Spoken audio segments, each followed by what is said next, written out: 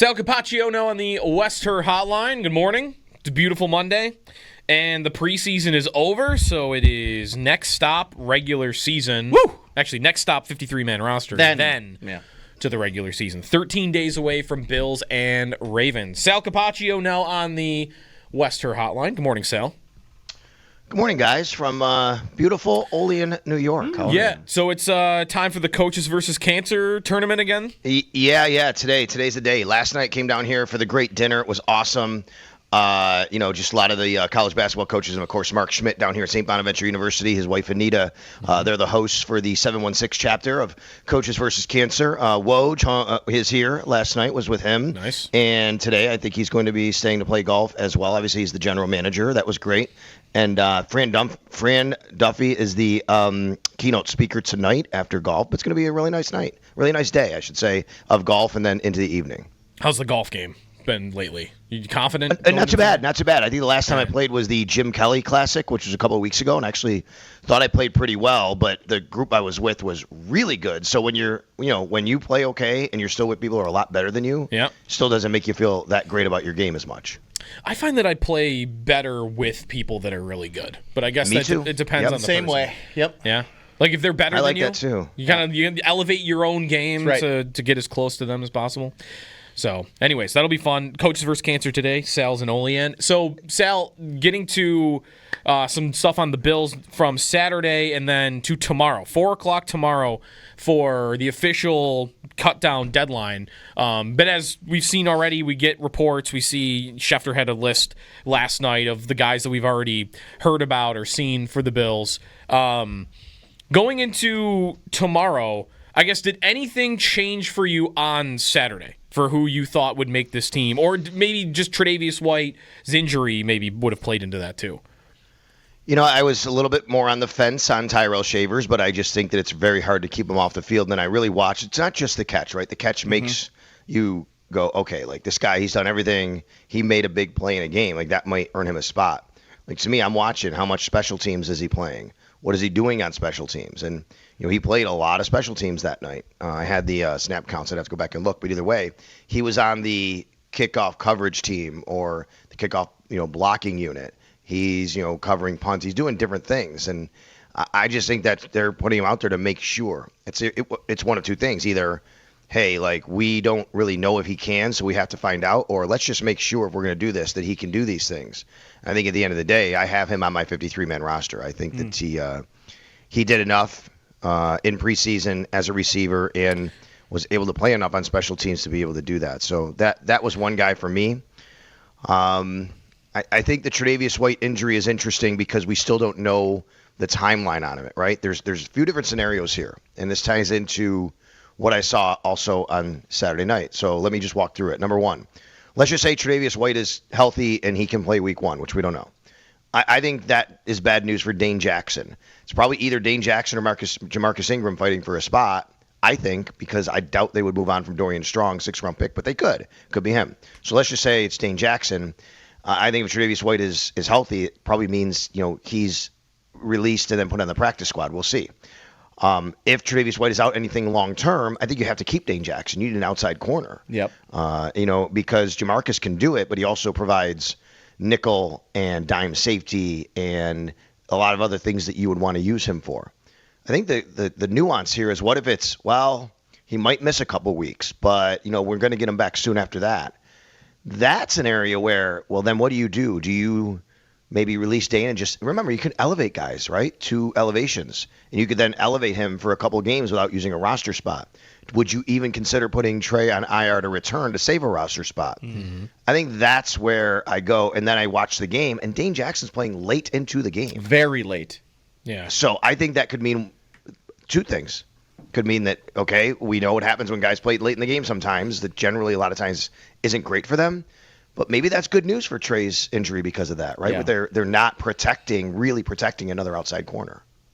If it's not Trey White, Sal, what would you expect their defense, how their defense would be impacted in week 1, week 2, if he can't play for a game or two and it is Dane Jackson, or if it is Jamarcus Ingram or somebody else? Do you feel like they're in trouble at the position, or that they've been so rock solid at kind of filling in that spot. Like, it feels like they've had many times throughout the years where, hey, Xavier Rhodes is showing up off the street and playing, or Josh Norman at his age, or when Levi Wallace is an undrafted free agent. That there have been so many times where they've just plug and played a corner, but now they don't have Hyde and Poyer back there, so maybe you would see that as being a little different.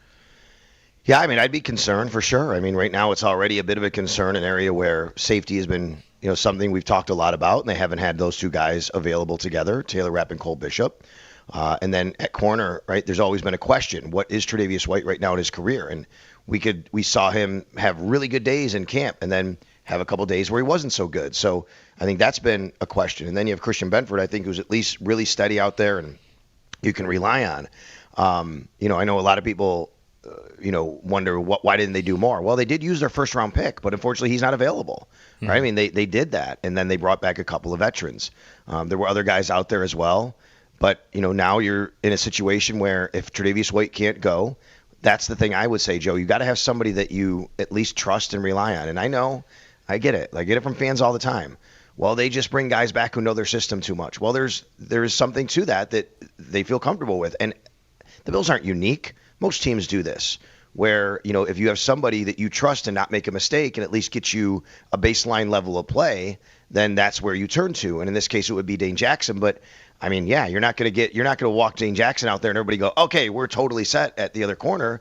You're going to wonder, what's he going to do here? Now, I do think that opponent could matter here, right? Week 1 is the Baltimore Ravens. They have some nice receivers. They're not receiver-centric. They're more tight end-centric, right? They're more of a run team. The one thing I would tell you that Dane Jackson does give you if he has to play, he can tackle.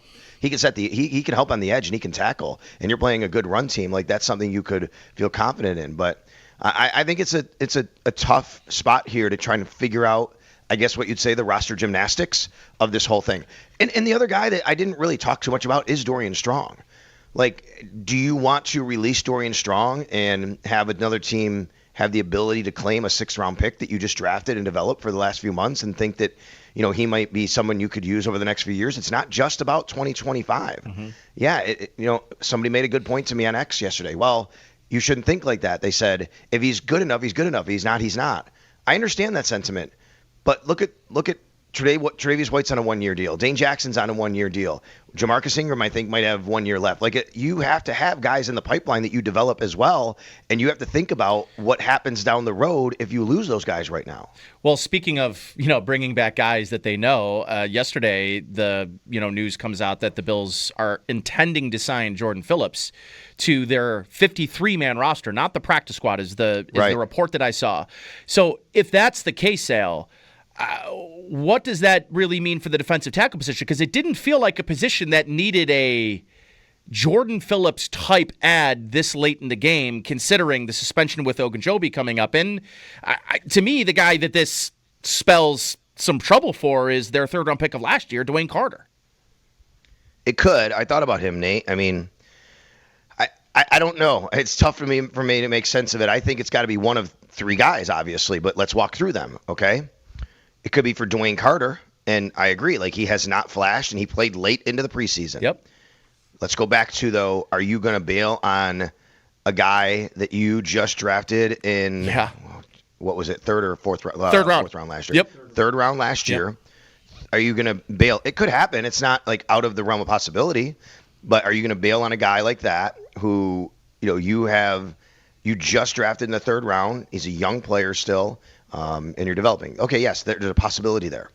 Then I think about Daquan Jones. $5.5 million savings if you move on from Daquan Jones. Right, that's a pretty good chunk considering the Bills right now are really tight against the cap. And have you seen enough from Deion Walker and TJ Sanders to say, you know what, that's something we're comfortable with doing? And then you have Larry Ogunjobi, which is really interesting because obviously he's suspended for 6 weeks, but he's not going to count on the roster. So you could cut him and save money, but you don't need the roster spot. Like, the thing I keep coming back into my head is this.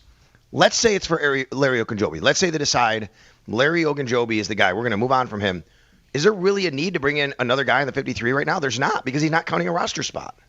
Right. And even if you would see him maybe playing that role later, that means someone else at another position then, right, would have to go. And I don't know what you know, Sal, is typical for them, but them carrying 6 defensive tackles on the 53, that usually seems like more than they normally would. No, they won't. I mean, that would be really. I mean, unless there's an injury they have to deal with that they don't want to put a guy in IR that we don't know about, right? Right. Then you can think about that. Let's just say we find out that Deion Walker. Deion Walker or T.J. Sanders had something happen in the game and they might miss a couple weeks. They don't want to put him on IR to return.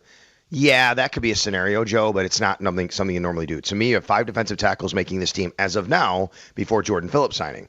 Ed Oliver, Daquan Jones, Dwayne Carter, T.J. Sanders, Deion Walker. Like, those are your 5.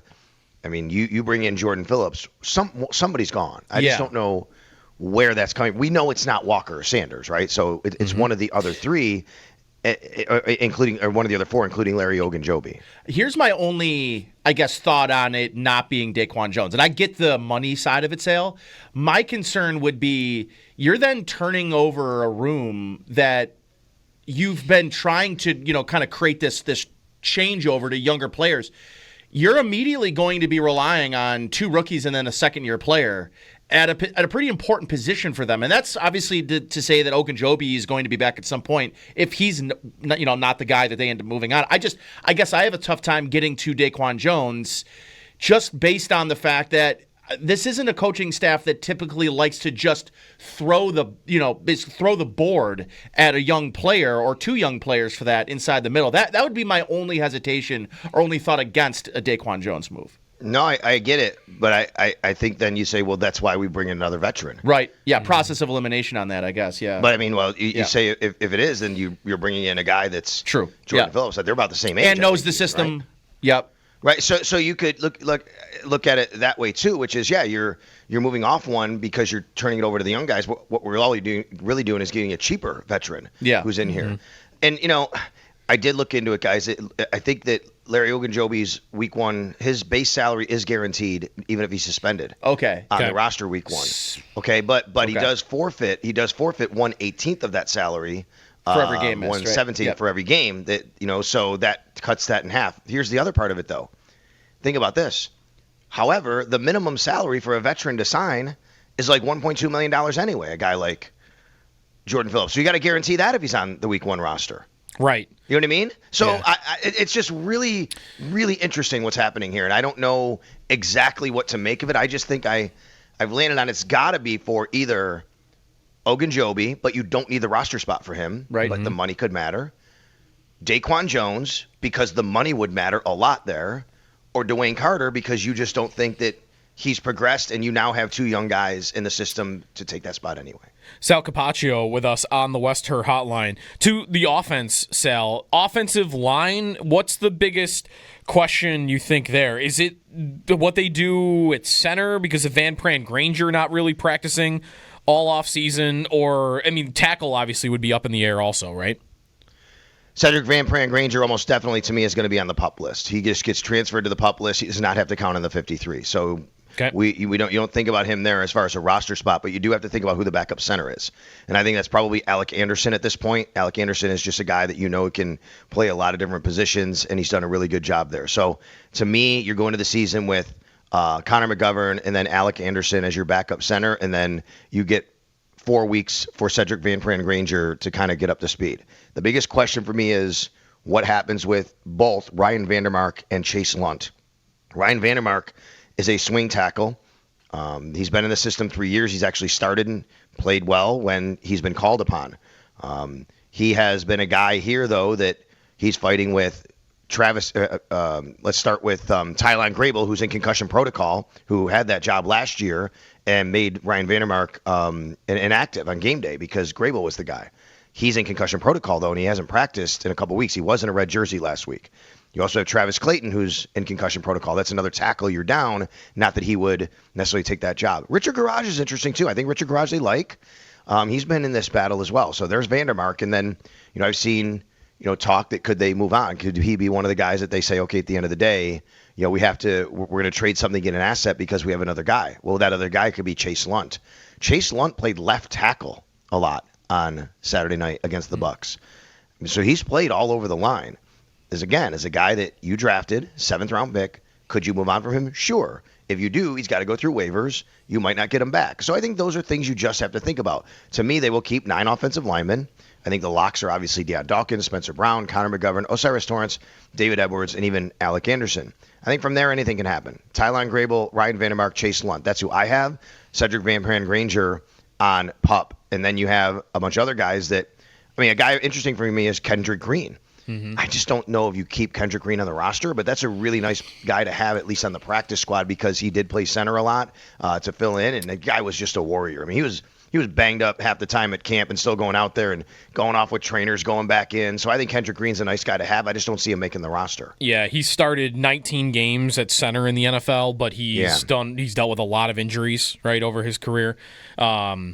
And right, that would come down to also, I don't know, would they factor in Anderson in his role as the 6th offensive lineman in this at all? And would they want? I guess not, because if they've been practicing him at center, they would know that they would want him to do both, be the backup center and play on as the 6th offensive lineman. But Joe, I think Jackson Hawes is your 6th offensive lineman. He's a tight end. Right. Well, you think they're done with the Anderson thing completely then? Maybe. I think you could have a scenario where it happens. I just don't think you're going to see it run like you did last year. To me, that's all you're doing there is replacing Jackson Hawes with that guy, right? Which is, okay, now we have a 6th offensive line, but he's actually a tight end and we can throw him the ball. And it makes it really challenging on the defense. So, I don't think that you're going to have the same kind of situation as you did last year. I don't know if you guys caught the nugget during the game, but Eric Wood said he talked to Aaron Kromer. Mm-hmm. And Aaron Kromer, according to Eric Wood, said Jackson Hawes is the best blocking tight end he's ever coached. Wow. As a rookie. Think about that for a second. High praise.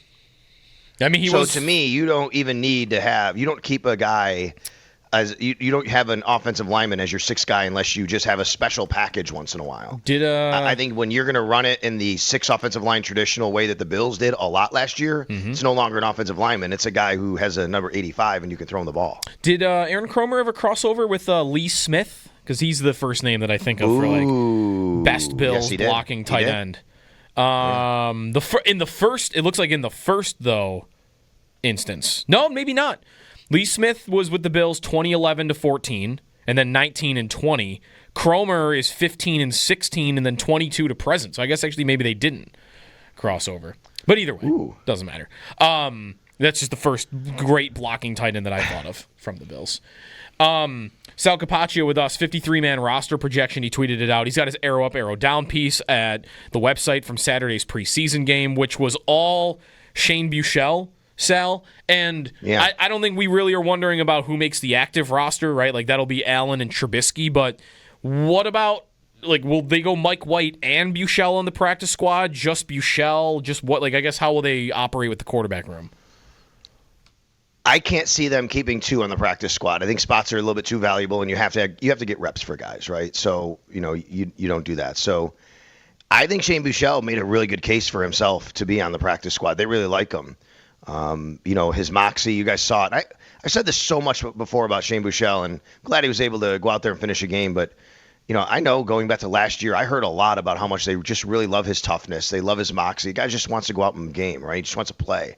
And that's what he wants to do. And we saw that was good for him. 25 of 30, 278, highest passer of the week, I believe, in the NFL in preseason week number 3. And the post-game interview on the field, I tweeted it out. If you get a chance, I tweeted out the post-game interview I did with him on the field. It was great. He was emotional, and he was emotional because he said it was the first time he had ever played a full game in the NFL, like preseason, regular season. Obviously, he's never done that. But, that's pretty cool for a guy like that. And last year, he got hurt in that first preseason game, never played another snap. He was on the practice squad or IR all season. So I just can't see them keeping 4. But, man, maybe that game forced their hand, and they're going to say, let's just do it for now and see where it goes in case we want to make a decision later. But I think that's going to be tough. I agree with you. Trubisky's number 2. I've always leaned Mike White as the practice squad guy. I think Buechele makes it a conversation now. I still think it's probably White, but I wouldn't be surprised if maybe Buechele leaps him because of that game. Last thing for you, Sal. Returner right now, how you see that playing out and whether that's close. Because I know Laviska Shenault has done some punt returning this offseason despite never really doing it in the NFL. So how do you think that battle ended up looking as we wrapped up the preseason here? I think Chenault only returned one punt in a preseason game, though, this year, right? I think it was only one. Okay. I don't think he did one Saturday night, if I remember right. I have to go back and look. You guys know where I've been on this for a while. I'm not coming off. I think Brandon Codrington's on this roster. I think he's the main punt returner. Nothing I have seen through training camp or preseason has given me reason to change my mind about Brandon Codrington being this team's number one punt returner. I just think he is. Now, I understand he does not offer much as a defender. Like you just say he is a punt returner, and he is literally a guy at the very end of a game. If you need to get through at the end of a game, you can put him on the field, but you don't want to have to do that. It's just not what his strong suit is, playing defense. He's a nickel corner now, by the way. He was outside last year. He's a nickel corner now. The question is, did Laviska Shenault do enough as a kick returner and other special teams areas for them to justify a spot? And I just don't think he did, because even on offense, he caught one pass the other night. By the way, guys, he also lost contain on one of those kick returns. Like he was covering the kick. And I'll put it on him, but it's everybody, right? But it looked like to me he got sucked in when I'm watching it. Boy, it would just be surprising to me to keep both of them. And I just don't see how Chenault has done enough to vault over Codrington, especially because I think Shavers did enough. Like you can't justify another receiver even on top of Shavers making it, right? Unless, I mean, we haven't had the Curtis Samuel conversation or Elijah Moore, unless you feel that Samuel or Moore aren't making it and you want to have Shavers and Chenault make it. I think it's just way too tough for Chenault. And it's okay if Chenault, if you can get him back in the practice squad, you got a returner, a guy who can play on offense a little bit, right? I mean, that's a nice guy to have on your practice squad if you need him. And even though he was like one of the best kick returners in football last year, say like Codrington, I mean, he looked great in punt returns all year. He looked trustworthy at it. He averaged only a yard less per kick return than Chenault did. So he could do it. That's right. Yeah, it's not like the advantage of Chenault over Codrington in the kick return duty was so great last year that you would think that it overcomes the rest of it. Very, very quickly on Moore and Samuel, do you think they are likely to make the team? Do you think there's still a question of that? I think Moore is very likely to make the team. I think Samuel is pretty likely, but I do think that his availability or lack thereof is something they have to think about. He did not make the trip with the team because he was sick, and things were trending well for him until that happened. But I do think he put enough work in at the end of camp there when he got healthy and on the field that they feel good about that. It's just, do you feel good enough about him staying healthy, staying on the field? You move on from him, you're taking over a $7 million dead cap hit. Now, that's already accounted for. Whether he's on the roster or not, he's counting for that money. That's already spent. You would save $500,000, but boy, I think right now, as I look at it, I think Curtis Samuel's on this roster on the 53, but I do think there's a decision they have to talk about there. And then I'll let you go on this. What's the schedule for this week? Like when we might find out about an update about Tre'Davious White? So there's really no media today. It's going to be all roster decisions from the team coming down. We could get a roster move or two. And then same thing tomorrow until 4 p.m. 4 p.m. is the roster deadline. We will not hear from the Bills really until probably Wednesday. That's my guess. We don't have that official yet. But generally, Brandon Beane talks to the media on Wednesday. And then not even until later Wednesday, because they got to formulate their practice squad after all the releases and seeing around the league what's happening. So I don't know if we'll get anything until like Wednesday afternoon, guys, to be quite honest with you. All right. Sal Capaccio on the Western Hotline. Enjoy the tournament, Sal, for Coaches versus Cancer, and we'll talk tomorrow. Got to shoot low today. Hey, you know who's in there? You know who's here? No, I saw. He actually lives in Western New York. I'm going to blow your mind. Did you know? Vince Carter. I'm just guessing. Vince was at the game the other night. I've seen him Christian Leitner. No, but they'd see that. You wouldn't be surprised about that. And I'm like, why is this guy? Right. But we're hanging out with him last night. He's here. He's playing golf. He lives in Western New York. Former Colts kicker Mike Vanderjagt. Because he was coaching. Idiot. Wasn't he coaching high school football? He is. I hope he's coaching. He is the kicking coach. Yeah. I guess I could say. I mean, he's told me he works with Medina High School. Yes. Okay. I called a Medina game a couple of years ago, and I remember. Yes. Okay. Yes. Yep. Yeah. Yep. I remember him. Did Peyton Manning call him our idiot kicker that one time? Yeah, because he had said something he kind of regretted. He told us the story last night, but without me getting into it too much, he said something he shouldn't have about Peyton, and Peyton said that's our idiot liquored up kicker or something like that at the Pro Bowl, something like that. But anyway, it was just interesting. I'm like, wait, what is Mike Vanderjagt doing here? He's from just over the border. Yeah, Oakville. Yeah, that's right. But so he still lives in Western New York, and it was just interesting. Like, oh wow, he's here as well, and he'll be playing today. Cool. All right, go low. Thanks, Sal. Thanks, guys. Sal Capaccio on the Western Hotline, his 53-man roster projection. You can read his arrow up, arrow down piece